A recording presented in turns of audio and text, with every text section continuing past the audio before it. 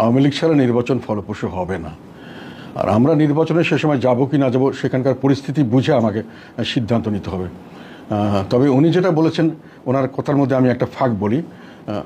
ওনারা যেটা করছেন, একটা আইন করেছেন আওয়ামী লীগকে বিচার করার জন্য। আইনের শাসনের অর্থ হলো আইন প্রয়োগের মাধ্যমে এবং বিচার প্রক্রিয়া শেষ করেই শুধু আপনি শাস্তি দিতে পারবেন। আইন করেছেন বিচার করুন, বিচার করার পরে কিন্তু শাস্তি দিতে পারবেন।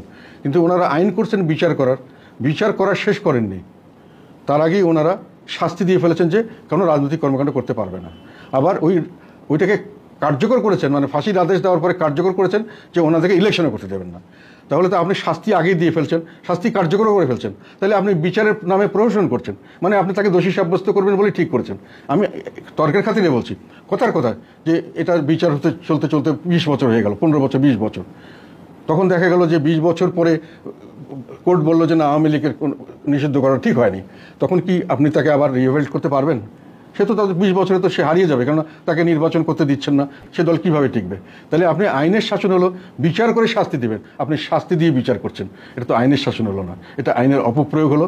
এবং যেটা সবচেয়ে খারাপ যেটা করেছেন উনি, আর একটা জিনিস, সেটা হলো নির্বাচন কমিশন কোনো রাজনৈতিক দলকে সাময়িক স্থগিত করতে পারেন না। হয় স্থগিত করবেন, তার ইয়েটা বাতিল করবেন, অথবা তাতে রাখবেন। ওনারা সাময়িক স্থগিত করেছেন। এটাও আমি মনে করি, আমার ধারণা মতে এটাও আইন সিদ্ধ হয়নি।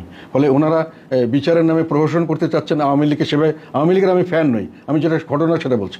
আপনি বিচার করতে হবে, একটা লোককে বিচারের আগে শাস্তি দিতে পারবেন না।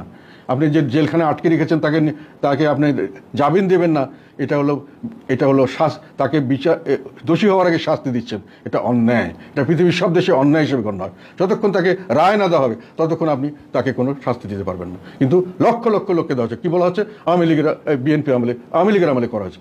আওয়ামী লীগের আমলে করা হয়েছে জন্য তো আওয়ামী লীগকে জনগণ লাথি মেরে বের করে দিয়েছে। তাহলে তো আপনি বলছেন যে আপনি আমাকেও লাথি মেরে বের করে দাও, এটা কি আপনি বলতে চাচ্ছেন? মানে কথা তো ওটাই আসে।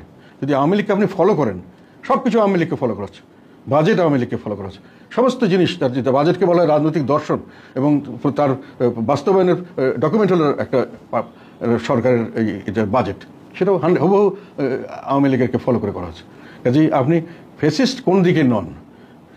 মিডিয়ার স্বাধীনতা, বিচার বহির্ভূতভাবে মানুষকে শাস্তি দেওয়া, হত্যা, গুম করা, বিভিন্নভাবে অত্যাচার করা, মানুষকে বাধ্য করা, নির্বাচন থেকে মানুষকে বের করে দেওয়া জোর করে, নির্বাচনের বাইরে রাখা, দলকে নিষিদ্ধ করা, এগুলো সব ফেসিবাদ। যেটা আওয়ামী লীগ করেছে তার চেয়ে কোনো অংশে কম বর্তমান সরকার করছে না।